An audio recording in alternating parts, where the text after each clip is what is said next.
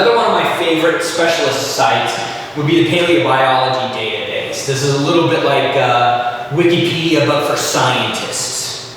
And so it does have some of its quirks, but when you understand what those quirks are, this is a powerful, powerful tool for finding all sorts of incredible information about very specific taxa.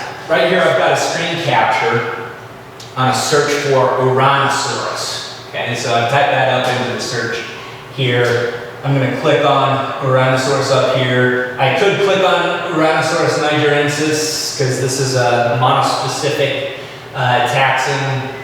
It's going to give you the same basic information, but we'll just go with it. This is the kind of information that you can get from the Paleobiology Database. Right up here, you've got the taxon. It's telling you it's extinct. Then it tells you the description of the species.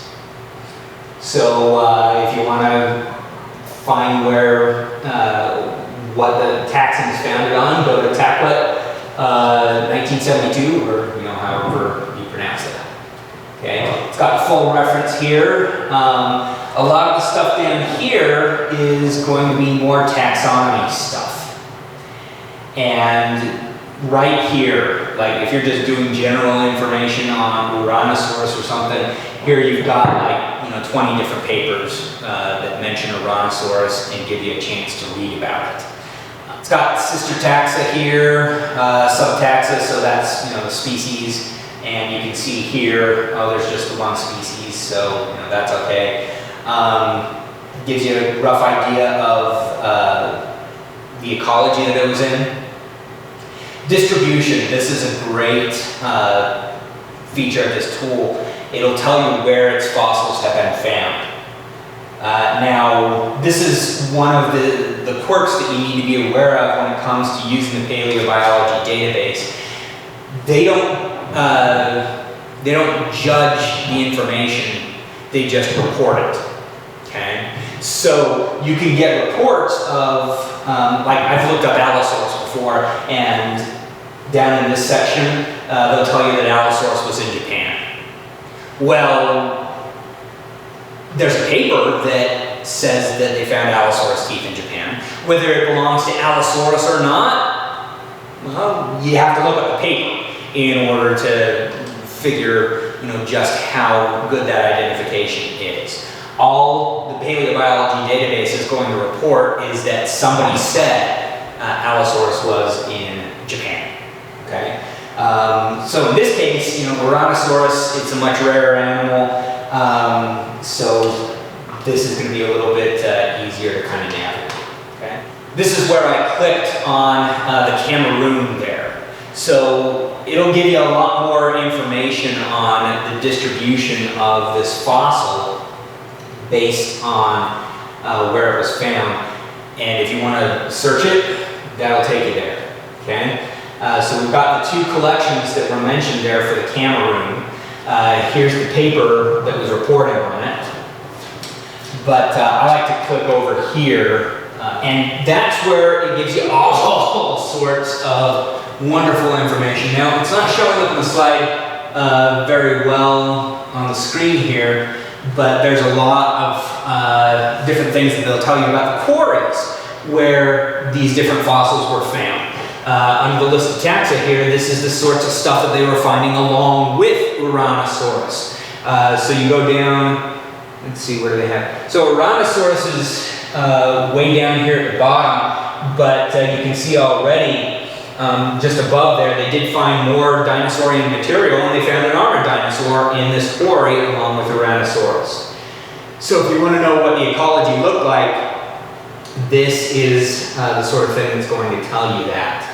And they've got a bunch of other stuff. They've got turtles that they found there. They've got particular kinds of crocodiles.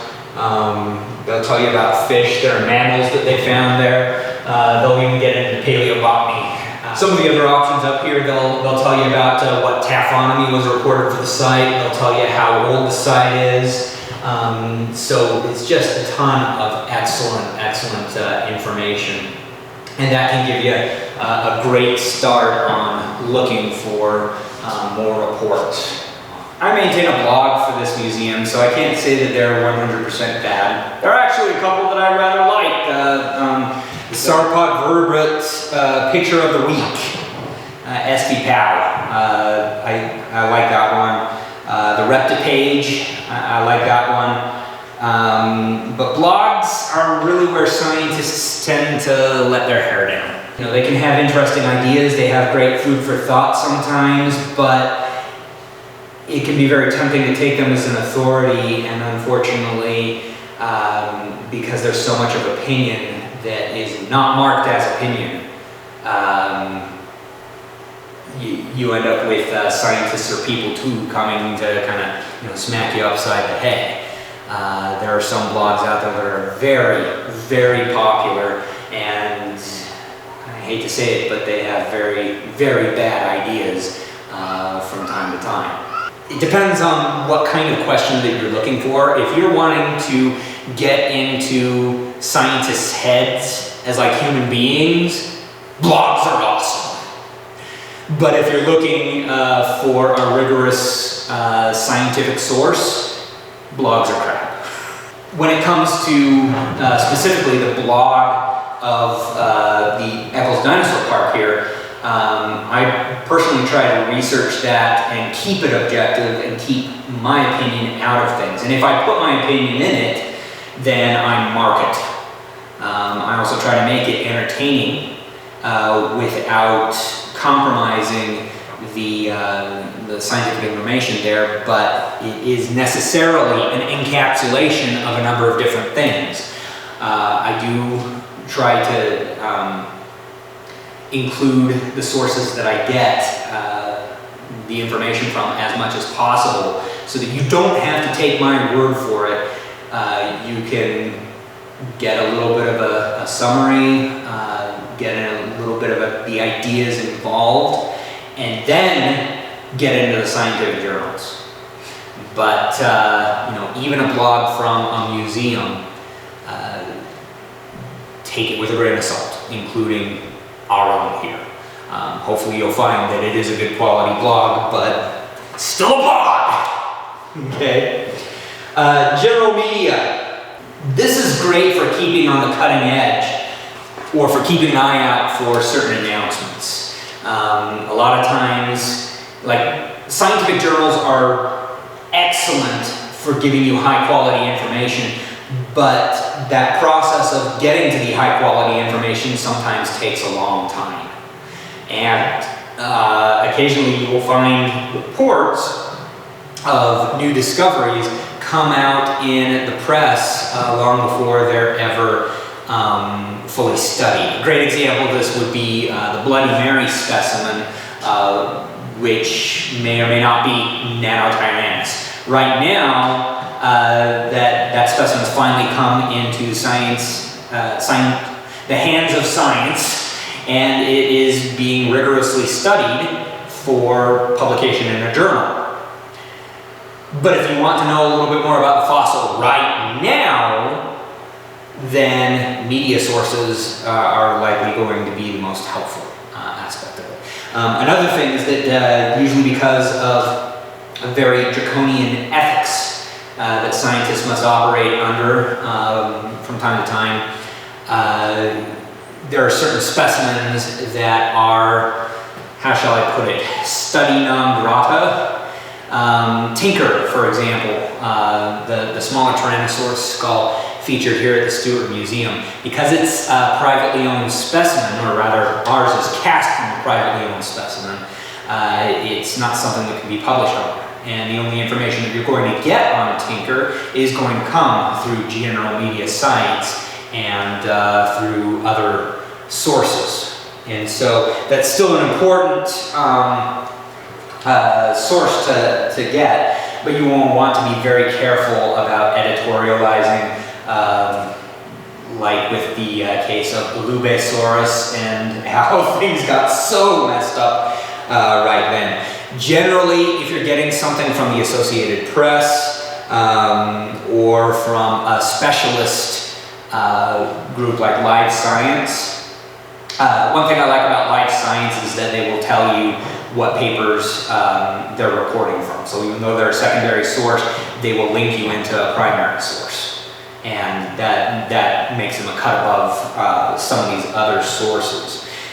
If you're getting something from, like, say, the Huffington Post or Fox News or something like that, expect to see a lot of dumbing down, a lot of telephone scrambling to the message, a lot of just kind of fluffy stuff. Unfortunately, anymore, general purpose publications like, say, National Geographic or Scientific American, Popular Science, they would fall under the general media category because this is how they make their living, and they want it to be really exciting.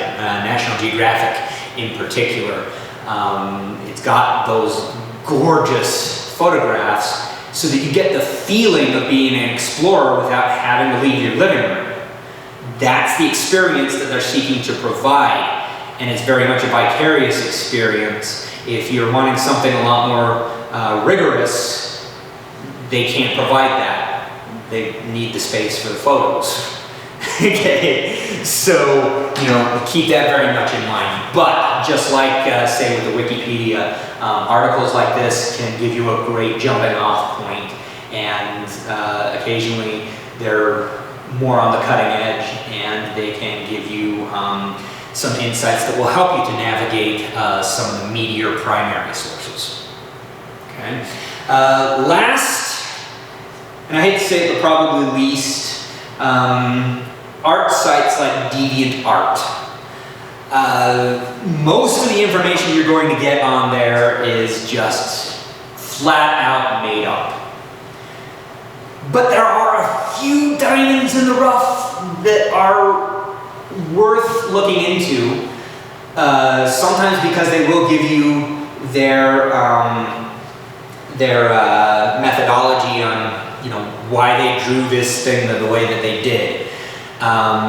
It can be a great food for thought sort of a thing. It can even give you a little bit of commiseration if you are active in commenting there.